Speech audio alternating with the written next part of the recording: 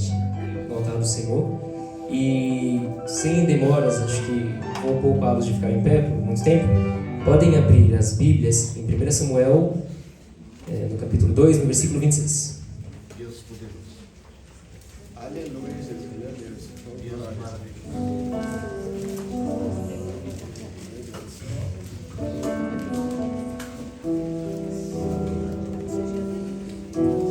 Aquilo que o irmão Judas, o evangelista Judas diz, é muito bonito o som das Bíblias sendo folheadas. Todos encontraram, amém? Amém! Glória a Deus. A palavra do Senhor Jesus, então, ela diz o seguinte: E o jovem Samuel ia crescendo e fazia-se agradável, assim para com o Senhor, como também para com os homens. Podem se assentar. Glória a Deus. Deixa eu me organizar aqui para fazer bonitinho. Glória a Deus. Irmãos, a palavra de hoje trouxe, o Espírito Santo me conduziu para que fosse mencionado sobre Samuel. Samuel, a igreja tem grande conhecimento já de que foi um grande profeta do Senhor. E o destaque seria que Samuel, ele desde muito jovem, ele começou seu ministério sendo culto de adolescentes. Acredito que seja bem preciso que isso seja apontado. Culto de adolescentes, culto de jovens. Afinal de contas, Samuel, na verdade, já começou bem pequeno mesmo, já quando criança, mas foi se desenvolvendo e desde a sua juventude ele já foi se tornando notável na presença do Senhor. E o livro de Samuel, ele é um livro de uma transição histórica muito grande, muito importante, na verdade. O profeta Samuel, ele faz parte de um contexto histórico, é muito importante, marcado na Bíblia, e nós vamos ver esse contexto histórico agora, em que, no início, o povo de Israel, nós vamos começar com um contexto histórico para depois desenvolvermos, chegarmos até o fato de que há um jovem notável na presença do Senhor e que fez uma diferença porque ele tinha chamado e porque também, pegando um gancho do que a irmã Bianca acabou de cantar, ele tinha uma vida no altar. Então, isso fazia diferença e é um exemplo para nós, desde adolescentes, desde crianças, desde o início já da nossa vida, de andarmos no altar e fazermos a diferença por onde nós andamos. Querendo ou não, quando nós andamos na presença do Senhor, nós também alteramos o curso da história. A história tem a tendência, devido ao pecado, de sempre se declinar, de sempre a humanidade sempre cair, sempre se declinar, sempre se encontrar em destruição. Mas quando a igreja ela tem uma vida no altar, quando a igreja desde o início ela já se fundamenta na presença do Senhor, isso faz com que aonde a igreja esteja, a mudança ela também acontece, mesmo que pequena. Ela pode acontecer em proporções grandes, ela pode acontecer em proporções aparentemente minúsculas, mas são esses detalhes na história também, quando a igreja está presente, que caracteriza uma mudança muito importante. É no detalhe, às vezes, de nós talvez nem pregarmos o evangelho direito, não temos talvez a oportunidade de falar do evangelho para alguém, mas o fato de andarmos na presença do Senhor destaca que nós temos a presença de Deus e que as pessoas em contato conosco vão ter suas vidas mudadas de alguma maneira. Então, para a gente entender esse contexto, o livro de Samuel, ele, como já dito, faz parte de uma transição histórica muito importante. Nós vemos que, em primeiro, o povo de Israel, ele um povo iniciou a história desde Gênesis como um povo nômade, que ele habitava em terras estrangeiras, peregrinando de Ur dos Caldeus ao Egito. E agora que eu percebi, irmãos, que eu esqueci de fazer meus agradecimentos. Estou nervoso que eu estou, mas eu agradeço ao Senhor, só parafraseando, agradeço ao Senhor, à igreja, agradeço aos ministros também, na casa do Senhor, assim também pela oportunidade de estar aqui mais uma vez, pregando a palavra do Senhor e retomando. O povo de Israel, ele era um povo nômade que habitava em terras estrangeiras, peregrinando de Ur dos Caldeus ao Egito. Nós conhecemos quando isso aconteceu, desde uma descendência que o Senhor preservou lá de Adão, lá de Sete, o seu filho, quase que como um substituto do sangue de Abel. E o Senhor foi preservando a linhagem até que ele chamou a Abraão de Ur dos Caldeus para peregrinar e fazer de Abraão, escolher de Abraão através da sua semente, cumprindo a sua promessa, um povo específico para que o Senhor manifestasse sua glória e um povo para que o Senhor sempre se mostrasse presente para a humanidade e trouxesse a humanidade de volta para a presença dele com um plano que nós conhecemos como o plano perfeito, que é o nosso Senhor Jesus. E então nós conhecemos que de lá de Ur dos Caldeus, quando o Senhor chama Abraão e no desenrolar da história de Abraão, Isaac, Jacó, o povo hebreu ele desce ao Egito e lá, depois de um pouco de tempo, ou por muito tempo na verdade, ele vive o êxodo, né? Depois de Jacó, depois da sua história, depois de José trazendo os seus irmãos, trazendo a sua família para o Egito, lá se estabelece então a nação hebreia, ela começa a crescer no Egito e de lá, depois crescendo, se levantou, como a palavra do Senhor Jesus vai dizer, se levantou outra geração que não conhecia a José, não conhecia o povo hebreu, pelo menos um outro rei, melhor dizendo, que não conhecia José, não conhecia os feitos, né, de José e do Senhor Deus. Então, o que este rei ele priorizou foi o fato do crescimento de Israel ser grande, e ele, sendo um rei, temeu que o fato de Israel crescer em número pudesse se voltar contra o Egito e, portanto, o encerrou em escravidão. Mas tudo isso já havia sido profetizado pelo Senhor, na verdade, se não me engano, através da vida de José mesmo, dito que o povo ele se encerraria em 400 anos de escravidão, mas depois o Senhor se lembraria do seu povo quando levantasse um clamor, e assim o povo ele seria liberto pelo Senhor. Então, depois o povo de Israel então viveu esse êxodo, que foi a libertação do Senhor Deus, que através de dois líderes notáveis que nós conhecemos muito bem, Moisés e Josué, ele promoveu para que seu povo pudesse tomar posse da terra prometida aos israelitas e lá se estabelecer, e portanto ser liberto da opressão dos egípcios, conforme a palavra do Senhor havia sido profetizada. Em segundo, na parte da história, após Israel ser conduzido por Josué a possuir a terra, o povo agora em Canaã tomava posse dos termos dos moradores daquela terra. Porém, infelizmente, se misturando com eles desobedeceram às ordenanças do Senhor e promoveram condenação para si mesmos, que nós vamos ver em Juízes. E agora o Senhor, durante a história no livro de Juízes, ele apresenta, nós passamos então pelos livros de Moisés, nós passamos então agora pelo livro de Josué, em que o Senhor ele conduz o seu povo à terra prometida, e agora entrando também em Juízes, o Senhor ele demonstra frequentemente que ele se compadece da opressão que Israel sofria, mesmo que isso fosse resultado do pecado que Israel cometia contra o Senhor, de desobedecer a sua lei, de não expulsar os povos pagãos de diante de si. E misturando-se, vindo outra geração, eles se contaminavam ao servir a outros deuses, porque a outra geração que se levantava não conhecia o Senhor Deus. Então era uma geração que tinha sim os seus costumes pagãos, serviam a outros deuses e, portanto, não conhecendo os feitos do Deus de Israel, Israel ia entrando então em declínio espiritual, em declínio moral, consequentemente, e a sociedade ia decaindo. E o ponto principal é que tudo isso começou com uma desobediência em relação ao Senhor, porque o Senhor tinha dito para Israel não se misturar com os outros povos, mas expulsá-los. E quando Israel ele se mistura com outra geração, então o povo de Israel ele se contamina com outros deuses, a ira do Senhor se acende. Então o povo permitia que o Senhor permitia que o povo fosse oprimido pelos pagãos. Então o povo ele se movia em clamor, clamando ao Senhor em relação à opressão que sofria, e o Senhor os ouvia e libertava das opressões, e os trazia para um conserto novamente. A cada juiz que se levantava, o Senhor trazia para um conserto. Esse era o princípio do objetivo pelo qual o Senhor levantava um juiz. Cada juiz era para que trouxesse o povo de Israel para um conserto, trouxesse também a libertação da opressão, mas também para a presença do Senhor novamente.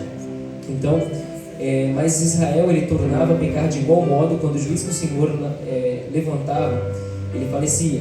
Lá em Juízes 2, 10, 19 vai estar escrito isso, porque quando o juiz que havia sido notável para libertar o povo de Israel, ele falecia, então o povo ele tornava, descansando, tendo descanso, o povo deixava as veredas do Senhor e voltava a pecar como antes. Então, em Juízes, no capítulo 2, no versículo de 10 a 19, diz assim: E foi também congregada toda aquela geração a seus pais, e outra geração após ela se levantou, que não conhecia ao Senhor, nem tampouco a obra que ele fizera em Israel. Então fizeram os filhos de Israel o que era mal aos olhos do Senhor, e serviram aos Baalins, e deixaram ao Senhor Deus de seus pais, que os tiraram da terra do Egito, e foram-se após outros deuses, dentre os deuses dos povos que havia ao redor deles, e adoraram a eles, e provocaram o Senhor a ira, porquanto deixaram ao Senhor e serviram a Baal e a Astarote. Por isso a ira do Senhor se acendeu contra Israel, e os entregou na mão dos espoliadores que os despojaram, e os entregou na mão dos seus inimigos ao redor, e não puderam mais resistir diante de seus inimigos. Por onde quer que saíam, a mão do Senhor era contra eles para mal. Como o Senhor tinha falado e como o Senhor lhes tinha jurado, estavam em grande aflição. E levantou o Senhor juízes, que os livraram da mão dos que os despojaram. Porém, tão pouco ouviram os juízes. Antes se prostituíram após outros deuses e adoraram a eles. Depressa se desviaram do caminho por onde andaram seus pais, e obedecendo os mandamentos do Senhor. Mas eles assim não fizeram. E quando o Senhor lhes levantava juízes, o Senhor era bom juiz e os livrava da mão dos seus inimigos todos os dias daquele juiz, porquanto o Senhor se compadecia deles pelo seu gemido, por causa do que os oprimiam e afligiam. Porém sucedia que, falecendo o juiz, reincindiam e se corrompiam mais do que seus pais, andando após outros deuses, servindo-os e adorando-os, nada deixavam das suas obras, nem do seu obstinado caminho. E, por fim, a corrupção moral do povo de Israel, reflexo do declínio espiritual e afastamento dos caminhos do Senhor, levava a agir conforme bem lhes parecia. Por que eu trouxe esse início prévio? Porque, como eu disse, sendo uma transição histórica, é uma transição de um povo que ele era nômade para um povo que começa a se estabelecer numa nova terra, começa a se determinar suas características como uma civilização, e logo após nós entrando no livro de Samuel, nós começamos a entrar no início da monarquia, quando são estabelecidos os reis que nós conhecemos primeiros, Saul e Davi.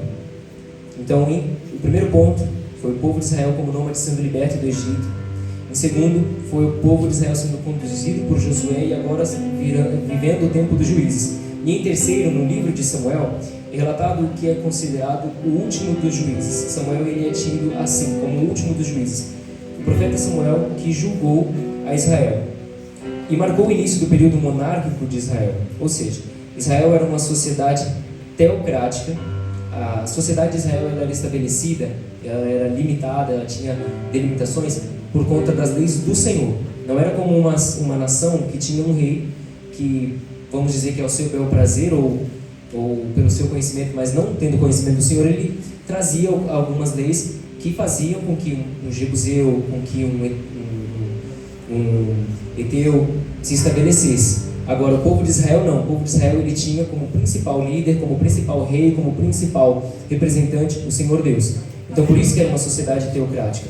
Ainda não havia sido estabelecido um rei humano, mas o rei do povo israelita era o próprio Deus, diferente das outras nações. Porém, o povo, não confiando na providência do Senhor, suplicou que lhes fosse constituído um rei como representante e juiz do povo. Olhando para as outras nações, o povo de Israel agora, olhando para as outras nações, vendo o que os reis humanos faziam nas outras nações e não querendo andar na presença do Senhor, até porque andar na presença do Senhor é difícil.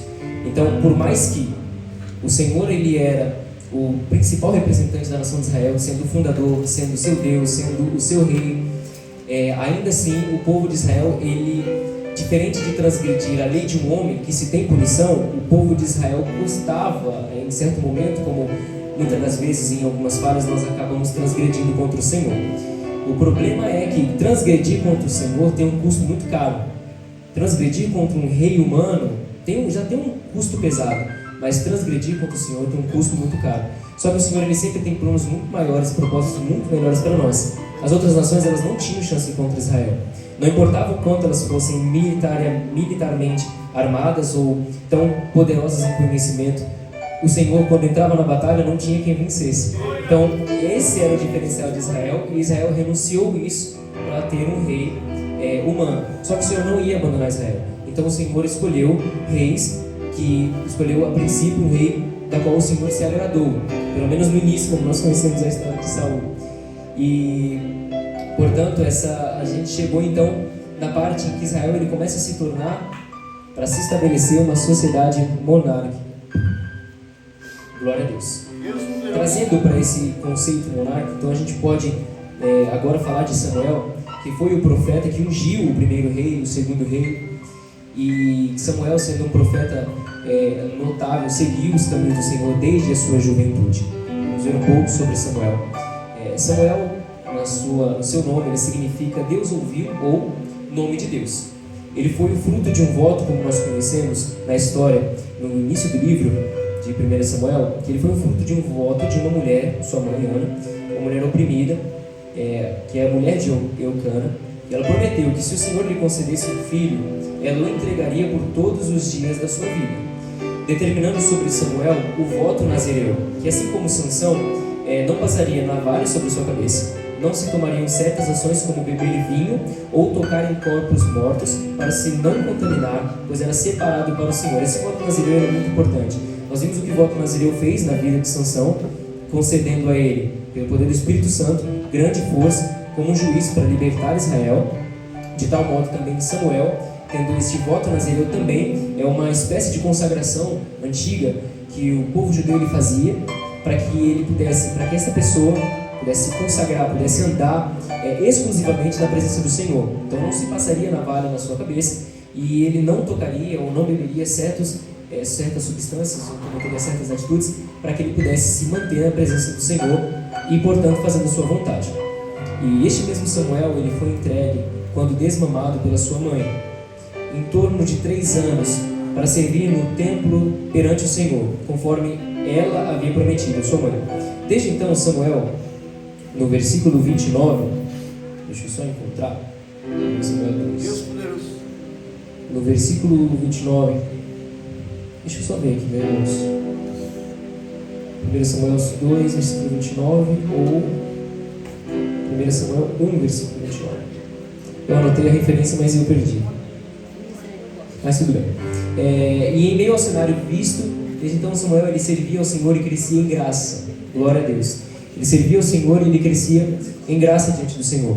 Em meio ao cenário visto em juízos, o cenário de declínio, um cenário em que a espiritualidade de Israel ela já não era mais algo, como posso dizer, não saudável, mas requerido pelo Senhor. Uma espiritualidade, uma intimidade com a presença do Senhor, uma vida de santidade. Então Samuel ele aparece em meio a esse cenário ainda, sendo por isso considerado também um dos últimos, ou o último juiz. Ele se encontra então numa sociedade com declínio espiritual em Israel. O ofício sacerdotal naquele momento ele era corrompido, já vinha de épocas, mas nós vemos a expressão dessa corrupção nos sacerdotes filhos de Eli, o sacerdote Eli, Ófine e Finéias, que a palavra do Senhor ela vai dizer que Ófine e Finéias eles eram filhos de Belial. Eles não conheciam o Senhor e, portanto, eles perseguiam de forma a transgredir a lei do Senhor. E Eli, ele não os repreendia. Então, nós não tínhamos, não havia em Israel algum exemplo a ser seguido, não havia em Israel alguém que estabelecesse um conserto diante da presença do Senhor, porque Eli ele já não poderia mais pedir para o povo, ou pelo menos orientar o povo para um conserto, quando nem ele mesmo repreendia os seus próprios filhos. Então, o declínio de Israel ele era grande. E Samuel ele se levanta, ou ele é levantado pelo Senhor como um juiz. E Samuel ele não era apenas um sacerdote, mas ainda também um profeta. Ele servia no templo, mas ele tinha uma intimidade profunda com o Senhor. Isso significava que Samuel, além de ser consagrado ao Senhor pelo voto que sua mãe fez, vivia então no templo, executando o ofício sacerdotal, de servir as disciplinas espirituais diante do Senhor. E ainda possuía visões do Senhor e ouvia e transmitia ao povo as palavras do Senhor. Isso mostrava que o Senhor cumpriu o que havia prometido. Aqui em 1 Samuel, no capítulo 2, ainda no capítulo 2, no versículo 35, o Senhor ele diz o seguinte: e eu suscitarei para mim um sacerdote fiel, que procederá segundo o meu coração e a minha alma, e eu lhe edificarei uma casa firme e andará sempre diante do meu ungido. Isso após trazer a notícia de que, ou pelo menos trazer aqui a palavra do Senhor, trazer a referência de que Ófine, Finéias e Eli não eram sacerdotes constantes, não eram sacerdotes santos e justos na presença do Senhor. Então o Senhor fez essa promessa levantando Samuel, para que ele trouxesse agora alguém que procedesse segundo o seu coração e a alma do Senhor. E ao levantar Samuel para julgar o povo, o Senhor promoveu um arrependimento e conserto para com Israel.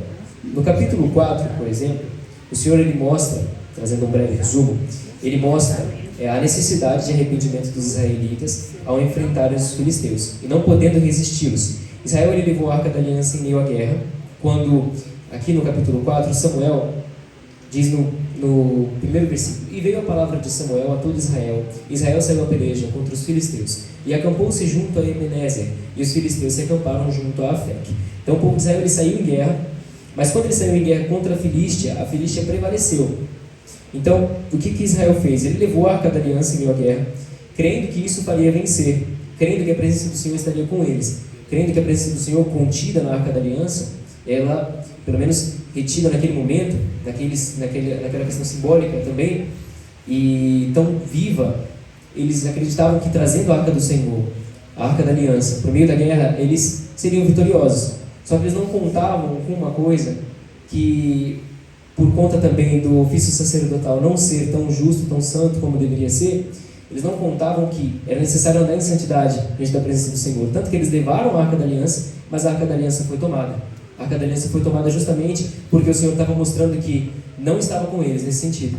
O povo de Israel não tinha um coração arrependido, justo e fixo diante do Senhor. Então, crendo que faria vencer, mas o Senhor ele permitiu a derrota do povo de Israel e a morte dos sacerdotes infiéis, executando o seu juízo sobre a casa de Eli. No capítulo 3, o Senhor ele fala com Samuel, e a primeira vez que ele fala com Samuel, que Samuel, na verdade, é a primeira vez que ele ouve, e quando ele ouve e diz, fala que o teu servo ouve, Senhor, o Senhor ele fala para Samuel, ele revela o que ele há de fazer em Israel, e ele fala sobre esse juízo que ele vai executar sobre a casa de Eli, porque não repreendeu os seus filhos que eram execráveis.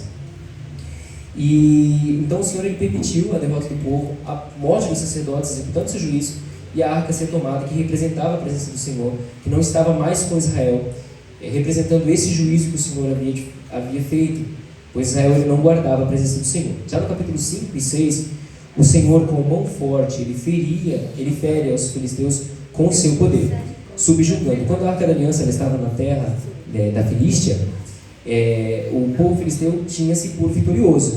Só que eles não contavam que a presença de Deus era poderosa demais para quem não, ela é poderosa demais e ela não tem parte com quem não serve a Ele. Então, a Arca da Aliança na terra da Filístia fez um estrago, irmãos. Nós sabemos dessa parte, mas o Senhor, então, ele fere aos filisteus, subjugando, mostrando que a presença do Senhor não tem parte com o inimigo de Deus, mas somente com o seu povo, Israel. E também mesmo este, que é Israel, necessita apresentar-te como filho legítimo através da obediência do Senhor.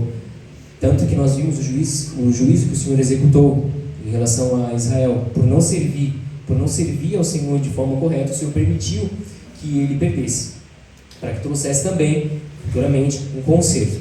Já no capítulo 7, o Senhor ele promove arrependimento e conserto através de Samuel, reconciliando a sua presença com o povo agora arrependido e obediente. Só trazendo para o capítulo 7 aqui, vamos ler um pouco aqui, fala o seguinte: Então vieram os homens de Kiriat Jearim e levaram a arca do Senhor, e a trouxeram à casa de Abinadab, no outeiro, e consagraram a Eleazar, seu filho, para que guardasse a arca do Senhor.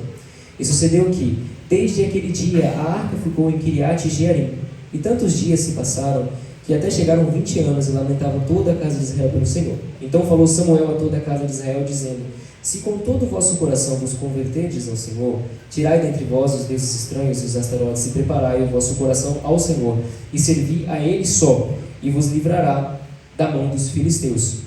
Então o Senhor ali, através da vida de Samuel, ele traz aquilo que já não havia mais em Israel. Ele traz um profeta justo, procedente segundo o coração do Senhor, que traz o povo para arrependimento, conserto e mantém nas veredas de justiça. E pontuando o ministério de Samuel, ele apontou um contraste evidente em relação aos filhos de Eli. Por exemplo, Samuel ele era zeloso na presença do Senhor. Desde muito pequeno, Samuel ele servia e ele servia de forma notável. Ele era zeloso, ele era justo, ele era temente ao Senhor. Já Ofni e Finéias, mesmo já com uma certa idade, eles eram desprezíveis. Eles pegavam a oferta, usavam ao seu bel prazer. Então a gente tem ali o exemplo de sacerdotes que não serviam ao Senhor, e agora Samuel, que tem esse contraste de servir ao Senhor, trazendo de volta essa questão de que o sacerdote, de que o profeta, ou de que o sacerdote, na verdade, deve viver uma vida santa diante do Senhor.